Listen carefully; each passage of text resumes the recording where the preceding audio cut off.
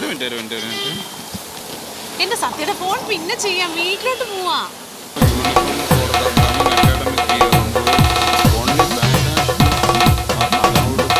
അയ്യോ ഇതിപ്പോ എന്താ എന്തേ അവര് സ്കൂളിൽ നിന്ന് മെസ്സേജ്?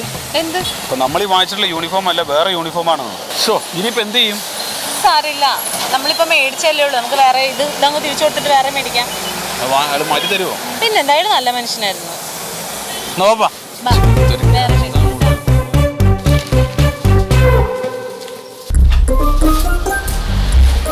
വേറെ വരണം സ്വന്തം വീട് പോലെ കയറി പോരി.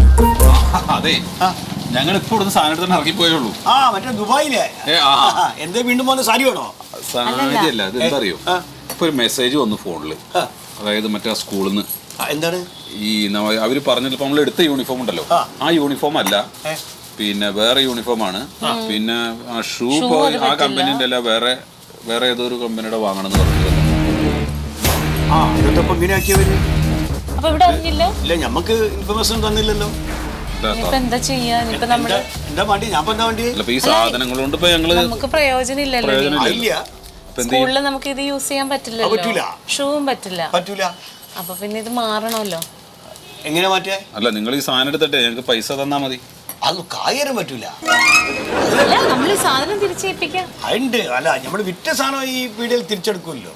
അല്ല, ഇതിപ്പോ ഞങ്ങളുടെ മിസ്റ്റേക്ക് അല്ലല്ലോ. അത് ഒന്നല്ലെങ്കിൽ സ്കൂളുകാർ പറയണം, അല്ലെങ്കിൽ നിങ്ങൾ പറയണം. അത് ഞമ്മക്കറിയില്ല. ഇപ്പൊ സ്കൂളുകാർ പെട്ടെന്ന് നിങ്ങൾ സ്കൂളിൽ പോയി ചോദിക്കണ കാര്യങ്ങളൊക്കെ. അല്ല, അത് നിങ്ങൾ അറിയില്ല എന്ന് പറയാൻ പാടില്ല.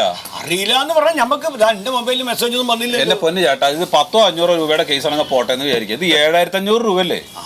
അപ്പൊ ഈ 7500 രൂപ ഞങ്ങൾ സഹിക്കണോ? അല്ല സത്യേട്ടാ, ഇത് ഇവര് രണ്ടുപേരും തമ്മിലുള്ള, സ്കൂളുകാരും ഈ കടക്കാരും തമ്മിലുള്ള കളി. കള്ളക്കളി ഒന്നും ഇല്ല കേട്ടോ. പിന്നെ എന്ത് കള്ളക്കളിയില്ല? ഇപ്പൊ യൂണിഫോം ഏതാ വേണ്ടത് നിങ്ങൾ തീരുമാനിക്കണ്ടേ. നിങ്ങളുടെ ഈ കടയിൽ വന്നിട്ട് മാത്രമേ സാധനം എടുക്കാൻ പാടൂ, വേറെ കടയൊന്നും എടുക്കാൻ പാടില്ല എന്ന് പറഞ്ഞു കഴിഞ്ഞാൽ പിന്നെ ഞമ്മക്ക് തന്ന നിർദ്ദേശം അതാണ്. ഒരു മാറ്റം ഒരു നമ്മൾ അറിയിക്കണോ? ഇതെന്തായാലും ഞങ്ങൾക്ക് തന്നിട്ട് കാര്യമില്ല. എന്റെ പൊന്നു ചേട്ടാ, ഈ സാധനം ഞങ്ങൾ വീട്ടിൽ കൊണ്ടുപോയിട്ട് എന്ത് ചെയ്യും? കുട്ടി വീട്ടിലിട്ടോട്ടെ. നിങ്ങൾക്ക് അറിയില്ലായിരുന്നു ഇവിടുത്തെ യൂണിഫോം മാറിയ വിവരം? എന്നിട്ട് ഈ പഴയ യൂണിഫോം ഞങ്ങൾക്ക് തന്നെന്തിനാ? ഓർക്ക് സ്കൂളിൽ മെസ്സേജ് വന്നിട്ട് പോലെ യൂണിഫോം ബുദ്ധമല്ലാന്ന് തിരിച്ചു കൊടുക്കണം. നമുക്ക് മെസ്സേജ് ഈ യൂണിഫോം കൊടുക്കാനാണ്. ഞങ്ങൾ എന്ത് ചെയ്യണം? പിന്നെ ഈ 7500 ഞങ്ങൾ സഹിക്കണം. ഞങ്ങൾ എന്ത് ചെയ്യാനാണ്? വലിയ റോളിൽ നിന്നല്ലേ നിങ്ങളുടെ കുട്ടിയുടെ അളവിന് മുറിച്ചു തന്നു. ചങ്ങാതി, ആദ്യം നിങ്ങൾ കടക്കാരും സ്കൂളുകാരും കൂടെ ഒരു തീരുമാനത്തിലെത്ത് യൂണിഫോം ഇന്നതാണെന്ന്. എന്നിട്ട് ആളുകളെ കയ്യിൽ നിന്ന് വാങ്ങിക്കും. 7500 കണക്ക് പറഞ്ഞില്ലേ? ആ സ്കൂളിൽ കുട്ടിയുടെ ചെറുക്കങ്ങൾ എത്ര കയ്യിൽ ബാക്കിയുണ്ട്? അത് ഞങ്ങളുടെ സൗകര്യമാണ്. പോയത് കുട്ടിക്കളി അങ്ങനെ പോയത് കൂട്ടാൻ പറ്റുമോ? 10,000 സാധനത്തിന് 2500 ഡിസ്കൗണ്ട് വെച്ചിട്ട് എന്തൊക്കെയാണ് ഇയാൾ എന്തൊക്കെയാണ് പറയുന്നത്? നീ നടക്കണി പോയിട്ട് അതാ കുട്ടിക്ക് തയ്ച്ചു കൊടുക്കുന്ന വീട്ടിൽ